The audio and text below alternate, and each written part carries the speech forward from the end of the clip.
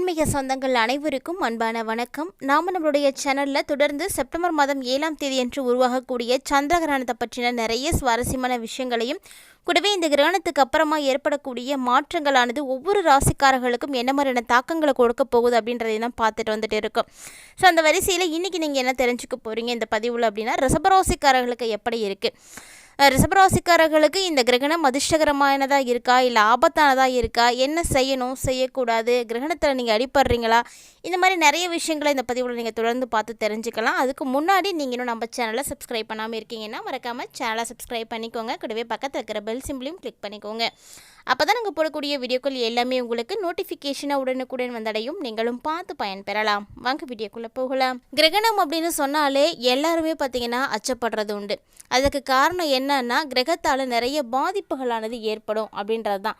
அதை தாண்டி இந்த கிரகணங்களானது நிறைய வகைகளில் நிறைய அதிசயங்களையும் நிறைய நன்மைகளையும் கூட செய்துட்டு தாங்க இருக்குது. செப்டம்பர் மாதத்தினுடைய முதல் தேதியிலேயே, அது முதல் வாரத்திலே இந்த சந்திர கிரகணம் வந்து ஏற்பட போகுது. கிரகநிலைகளுடைய ஒவ்வொரு அசைவுமே ஒரு தாக்கத்தை கண்டிப்பாக ஏற்படுத்தும். ஸோ அந்த வகையில் இப்போ சந்திர கிரகணம் பார்த்திங்கன்னா ஒரு சில ராசிக்காரர்களுக்கு மிகப்பெரிய அதிர்ஷ்ட வாய்ப்புகளையும் ஒரு சில ராசிக்காரர்களுக்கு பாதிப்புகள் அதிகம் வந்து கொடுக்குது. அந்த ராசியில் உங்கள் ராசியும் ஒன்றா இருக்கா அப்படின்றத நீங்கள் தெரிஞ்சுக்கணும் அப்படின்னா கண்டிப்பாக வீடியோ முழுமையாக பாருங்கள். உங்களுக்கான பரிகாரங்கள் எதுவும் இருக்குது அப்படின்னா அதையும் நீங்கள் வந்து பார்த்து தெரிஞ்சுக்க முடியும். ஸோ இந்த டைமில் என்ன மாதிரியான சிக்கல்கள்லாம் வரும், அதை நீங்கள் எப்படி பரிகாரம் செய்து தீர்த்துக்கலாம் அப்படின்றதையும் இந்த பதிவில் நம்ம கொடுத்துடுவோம். இந்த மாதிரியான விஷயங்களை எல்லாம் நீங்கள் தொடர்ந்து பார்த்து தெரிஞ்சுக்கிறதுக்காக கண்டிப்பாக வந்து உங்களுடைய ஜாதகத்தை நீங்கள் பரிசோதிக்கிறது ரொம்ப ரொம்ப முக்கியமானது. ஏன்னா சுய ஜாதகத்தை பார்க்கும் பொழுது நிறைய விஷயங்களில் மாற்றங்கள் தெரியும். அப்படி ஒருவேளை உங்களுடைய சுய ஜாதகத்தை நீங்கள் பார்த்து தெரிஞ்சுக்கணும் அப்படின்னு விருப்பப்பட்டீங்கன்னா மறக்காமல் நம்மளுடைய வீடியோஸில் ஸ்க்ரீனில் தெரியக்கூடிய இந்த வாட்ஸ்அப் நம்பரை நீங்கள் காண்டாக்ட் பண்ணிங்க அப்படின்னா கண்டிப்பாக உங்களுக்கான பலன்களை முழுமையாக வந்து பார்த்து தெரிஞ்சுக்க முடியும். இப்போ வாங்க, செப்டம்பர் 7ஆம் தேதி அன்று உருவாகக்கூடிய கிரகணமானது எப்போ ஆரம்பமாகுது அப்படின்னா இரவு 9:56 மணிக்கு தான் ஆரம்பமாகுது. ஸோ நள்ளிரவு 1:52 மணிக்கு நிறைவடைந்துடுது. பொதுவாக இந்த சந்திர கிரகணம் நடைபெறக்கூடிய அந்த நேரத்திற்கு, அதாவது 3லேருந்து 6 மணி நேரத்துக்கு முன்னாடியே வந்து சாப்பிட மாட்டாங்க. பழசு எதுவும் ஃப்ரிட்ஜில் வச்சுருந்தா கூட அதை யாரும் வந்து வெளியில் எடுத்து வச்சு சாப்பிடவே மாட்டாங்க. காலையில் கிரகணம் முடிஞ்சதுக்கப்புறமா குளிச்சுட்டு புதுசாக சமைச்சு தான் வந்து சாப்பிடுவாங்க. இதுக்கு என்னென்னா, ராகுவும் சந்திரனும் இணையக்கூடியதை தான் சந்திர கிரகணம் அப்படின்னு சொல்லுவாங்க. இந்த மாதிரி சந்திர கிரகணம் கும்பராசி பூரட்டாதி நட்சத்திரத்தில் தான் வந்து நிகழப்போகுது. பொதுவாக இந்த ராகு கேது அப்படின்னா என்னங்க, ரெண்டுமே வந்து நிழல் கிரகங்கள்லாம், ரெண்டுமே வந்து சர்ப கிரகங்கள் அப்படின்னு சொல்லுவாங்க இல்லையா. ஸோ ரெண்டுக்குமே விஷத்தன்மை அதிகமாக இருக்கும். அதனால தான் அந்த கிரகண நாட்களில் நம்ம வைத்திருக்கக்கூடிய உணவுப் பொருட்களில் நஞ்சானது மாறுவதற்கான வாய்ப்புகள் இருக்குது. ஸோ நஞ்சாக மாறுவதற்கான வாய்ப்புகள் இருக்கக்கூடிய பட்சத்தில் தான் இந்த உணவுகளை வந்து சாப்பிடக்கூடாது, புதுசாக தான் சமைச்சு சாப்பிடணும், இல்லைன்னா தர்பை வந்து போட்டு வைக்கணும் அப்படின்லாம் சொல்லுவாங்க. உணவு கட்டுப்பாடு அவசியமாக வேணும், கர்ப்பிணிகள் வந்து சாப்பிடக்கூடாது, இந்த மாதிரி நிறைய விஷயங்களை வந்து சொல்லிகிட்டே இருக்கிறதுக்கு காரணம் இதுதான். ஸோ இந்த ஒரு விஷயம் நிறைய பேருக்கு வந்து தெரியறது கிடையாது. ஸோ சயின்டிஃபிக்காக வந்து சந்திர கிரகணத்தை மட்டும் பார்த்தாலுமே கூட இந்த ஜோதிட ரீதியாக இருக்கக்கூடிய நிகழ்வுகளும் முக்கியமான ஒன்றாக தான் இருக்கும். ஒரு சிலர்லாம் பார்த்திங்கன்னா இந்த பழசு உணவு தண்ணி இதெல்லாம் வச்சுருந்தாங்கன்னா தர்பப்புல் வந்து போட்டு வைப்பாங்க. ஏன்னா அசுர சக்திகள் அப்போ தான் உச்சத்தில் இருக்குமா. அதனால தான் ஒரு சில நேரங்களில் சுப நிகழ்வுகளை கூட வந்து தடுத்து நிற்போம். அதாவது சுப தெய்வங்களுக்கு கூட பலன்கள் இருக்காதான். கோவிலில் இருக்கக்கூடிய கர்ப்ப கிரகத்தை மூடி வைக்கிறாங்க அப்படின்னா அதுக்கு காரணம் என்ன, இதுதாங்க. ஸோ சக்திகள் இழந்திருக்கக்கூடிய அந்த நிலையில் தெய்வம் கூட நமக்கு வந்து துணையாக இருக்காது.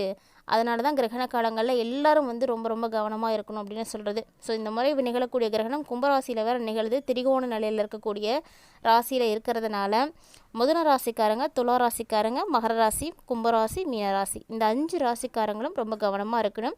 அதோடு பார்த்திங்கன்னா பூரட்டாதி நட்சத்திரம், விசாகம் நட்சத்திரம், புனர்பூசம் நட்சத்திரம், சதயம், உத்திரட்டாதி, இந்த நட்சத்திரக்காரர்களும் ரொம்ப ரொம்ப எச்சரிக்கையாக இருக்கணும், ரொம்ப முக்கியமானது.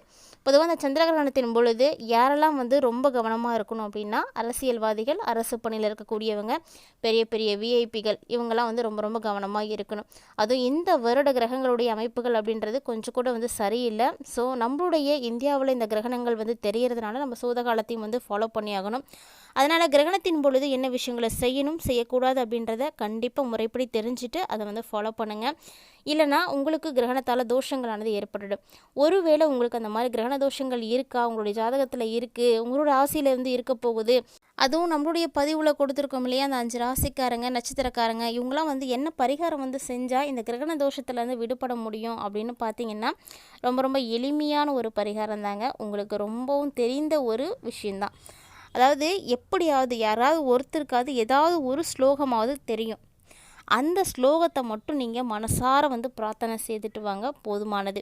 அதை தாண்டி இது செய்ய முடியும் அப்படின்றவங்க ஒரு சின்னதாக ஒரு குட்டி கலசம் எடுத்து அதில் நெல் தர்பை 11 ரூபாய் தட்சணையாக வந்து வச்சு சிவன் கோவில் இருக்கக்கூடிய அர்ச்சகருக்கு நீங்கள் தானமாக கொடுங்க. ஸோ இது முடியக்கூடியவங்க செய்யலாம், முடியாதவங்க நீங்கள் ஸ்லோகத்தை சொன்னாலே போதுமானது.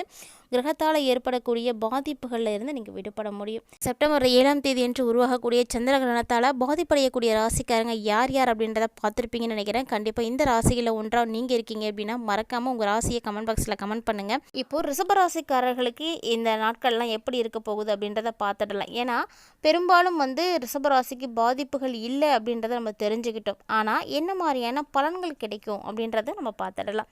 ஸோ ரிஷபராசிக்காரர்களுக்கு கிரகணத்தால் பாதிப்புகள் இல்லை அப்படின்ற பட்சத்தில் பார்த்தீங்கன்னா இந்த டைமில் உங்களுக்கு வெற்றிகளானது நிறைய கிடைக்கும். அதாவது வெற்றிகள் அப்படின்னு பார்க்குற பட்சத்தில் அந்த வெற்றி உங்களுக்கு வந்து கிடைக்கும், உறுதியாக உங்களுக்கு தான் கிடைக்கும். ஆனால் அதை நீங்கள் அடையிறதுக்கு கொஞ்சம் கடினமாக வந்து உழைக்கிற மாதிரி தான் இருக்கும்.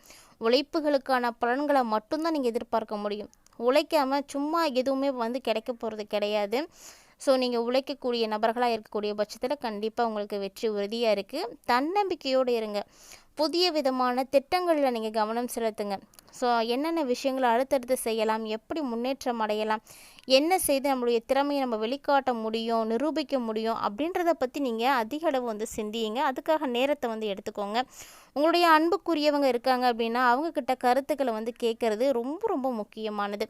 ஸோ அது வந்து யாராக வேணாலும் இருக்கலாம். உங்களுக்கு பிடித்தமானவர்கள், உங்களுடைய அன்புக்குரியவர்கள், உங்களுக்குன்னே ஒரு தெரியும், இவங்கள்ட்ட நம்ம வந்து சஜஷன் வாங்கிக்கலாம், இவங்கள்ட்ட பேசும்பொழுது நமக்கு மனசில் இருக்கக்கூடிய பாரங்கள் குறையும் அப்படின்ற மாதிரி நிறைய விஷயங்கள் வந்து தெரியும் பார்த்தீங்களா. அவங்கள நீங்கள் மிஸ் பண்ணிடாதீங்க. அவங்கக்கிட்ட நீங்கள் நிறைய விஷயங்களை வந்து கேட்டு தெரிஞ்சுக்கிறது ரொம்ப முக்கியமானது. இந்த டைமில் அது உங்களுக்கு ரொம்ப ரொம்ப உதவியாக இருக்கும். அது மட்டும் இல்லாமல் உங்களுடைய உறவுகளுக்குள்ள ஒரு புதிய வலுவானது கிடைக்கும். உங்களுடைய உறவுகளுக்குள்ள ஒரு புதிய விதமான அமைப்பு ஆனது உருவாக போகுது. அதுவும் பண விஷயத்தில் மட்டும் ரிஷபராசிக்காரங்க தயவு செஞ்சு கவனமாகவே இருந்துக்கோங்க. நிறைய பாதிப்புகளானது இருக்குது. ஸோ அந்த நாட்களில் நீங்கள் ஒவ்வொருவருமே கவனமாக இருக்கணும். அதுலேயும் குறிப்பாக பார்த்தீங்கன்னா உங்களுடைய செலவு அப்படின்றது எல்லாருக்கும் இருக்கத்தான் செய்யும். அந்த செலவுகளை நீங்கள் கவனமாக வந்து செய்யுங்க. அது மட்டும் இல்லாமல் இந்த டைமில் எதுவும் முதலீடுகள் செய்யணும் அப்படின்னு நீங்கள் ஆசைப்படுறீங்க அப்படின்னா கூட அந்த முதலீடுகளை செய்யறதுக்கு முன்னாடி கண்டிப்பாக நீங்கள் நல்லா யோசிக்கணும். ஒருத்தர் இல்லை, 2 பேர் இல்லை, உங்களுக்கு எத்தனை பேர்த்துக்கிட்ட சஜஷன் வாங்கணும்னு தோணுதோ அவங்கள்ட்டலாம் வந்து சஜஷன் வாங்கிக்கோங்க. ஏன்னா எந்த ஒரு விஷயமுமே நம்ம வந்து அவசரப்பட்டு முடிவு எடுக்கக்கூடாது. எல்லாமே எல்லாருக்கும் தெரியும் அப்படின்னு சொல்ல முடியாது. ஒரு சில விஷயங்களில் இருக்கக்கூடிய நெளிவு சுழிவுகளை வந்து நம்ம தெரிஞ்சுக்கணும். அதுக்கு வந்து நம்ம யார் என்ன அப்படின்லாம் பார்க்க தேவையில்ல. அந்த விஷயத்தில் அவங்களுக்கு அனுபவம் இருக்கா அப்படின்றது மட்டும்தான் முக்கியமானது. ஸோ நம்ம வந்து அந்த மாதிரி சிந்தித்து செயல்படுறது ரொம்ப நல்லது. ரிஷபராசிக்காரர்களுக்கு அதுவும் இந்த கிரகணமானது உருவாகக்கூடிய அந்த ஒரு நேரம் ஒரு திருப்பு முனையை வந்து ஏற்படுத்தி கொடுக்க போகுது. கண்டிப்பாக ஒரு திருப்பத்தை கொடுக்கும். ஸோ பல புதிய விதமான அனுபவங்கள் உங்களுக்கு வந்து கிடைக்கும். இந்த டைமில் உங்களுக்கு பொறுமை அப்படிங்கிறது ரொம்ப ரொம்ப முக்கியமானது. பொறுமை இல்லாமல் நீங்கள் எதையும் செய்யக்கூடாது. பொறுமையோடு செய்யுங்க, புத்திசாலித்தனத்தோடு செய்யுங்க. அப்போ தான் உங்களுக்கு முன்னேற்றங்கள் அப்படின்றது கிடைக்கும். அதிலும் பார்த்தீங்கன்னா ஒரு சிலருக்கெல்லாம் புதுவிதமான அனுபவங்களானது ஏற்பட போகுது. இந்த புதுவிதமான அனுபவங்கள் உங்களுடைய வாழ்க்கையில் ஒரு புதுமையான ஒரு பொலிவியை வந்து கொடுக்க போகுது. ஸோ எவ்வளவு காலம்தான் கஷ்டப்பட்டுகிட்டே இருக்கிறது, ஒரு சேஞ்ச் வேண்டாமா அப்படின்னு நினைக்கக்கூடியவங்களுக்கெல்லாம் கண்டிப்பாக வந்து அந்த மாற்றம் உறுதியாக வந்து இருக்குது.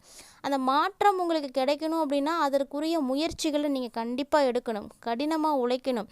உழைக்காமல் எதுவுமே வந்து கிடைக்க போகிறதே கிடையாது. ஸோ நீங்கள் எந்த அளவுக்கு அதுக்காக எஃபர்ட் எடுக்கிறீங்களோ அந்த அளவுக்கு உங்களுக்கு மாற்றம் இருக்குது. ஏன்னா கிரகணத்தால் கூட உங்களுக்கு பாதிப்புகள் இல்லை அப்படின்ற கூடிய பட்சத்தில் இந்த டைம் உங்களுக்கு ரொம்ப ரொம்ப அற்புதமாக இருக்கும். ஸோ கிடைக்கக்கூடிய எந்த ஒரு வாய்ப்பையும் மிஸ் பண்ணிடாதீங்க. நிறைய விஷயங்களை வந்து பயன்படுத்துங்க. அதில் உங்களுக்கு வெற்றி கிடைக்குதா தோல்வி கிடைக்குதா அப்படிங்கிறதெல்லாம் 2ஆம் பட்சம். அதை நீங்கள் எந்த அளவுக்கு வந்து யூட்டிலைஸ் பண்ணிக்கிறீங்க அப்படிங்கிறது தான் முக்கியமானது. ஸோ ரிஷபராசிக்காரங்க கண்டிப்பாக இந்த பதிவை பார்த்து நிறைய விஷயங்களை தெரிஞ்சுட்டு இருந்திருப்பீங்கன்னு நினைக்கிறேன். வீடியோ உங்களுக்கு பிடிச்சிருந்தால் லைக் பண்ணுங்கள், ஷேர் பண்ணுங்கள், மறக்காமல் கமெண்ட் பண்ணுங்கள். இது மட்டும் இல்லாமல் இது போல் இன்னும் பல இன்ட்ரெஸ்டிங்கான தகவல்களானது நம்மளுடைய சேனலில் நம்ம தினம்தோறுமே பதிவேற்றம் செய்துட்டு தான் இருக்கோம். ஸோ இது வரைக்கும் நீங்கள் பார்த்ததில்லை அப்படின்னா மறக்காமல் நம்ம சேனலை சப்ஸ்கிரைப் பண்ணிவிட்டு விசிட் பண்ணி பாருங்கள். பிடிச்சிருந்தால் ஃப்ரெண்ட்ஸ் அண்ட் ஃபேமிலியோடு ஷேர் பண்ணிக்கோங்க. குறிப்பாக ரிஷபராசி நேயர்களே, இந்த வீடியோ பதிவை உங்களுடைய ஃப்ரெண்ட்ஸ் அண்ட் ஃபேமிலியோட ஷேர் பண்ணி விடுங்க. ஏன்னா வரக்கூடிய செப்டம்பர் 7 உங்களுக்கான ஒரு நாளாக இருக்க போகுது. ஸோ செப்டம்பர் 7க்கு அப்புறமா ஏற்படக்கூடிய இந்த கிரகணம் உங்களுடைய வாழ்க்கையிலும் நிறைய மாற்றத்தை கொண்டு வரப்போகுது. கண்டிப்பாக இது போல இன்னும் நிறைய விஷயங்களை நீங்கள் தெரிஞ்சுக்கிறதுக்காக மறக்காமல் நம்ம சேனலோட இணைந்திருங்க.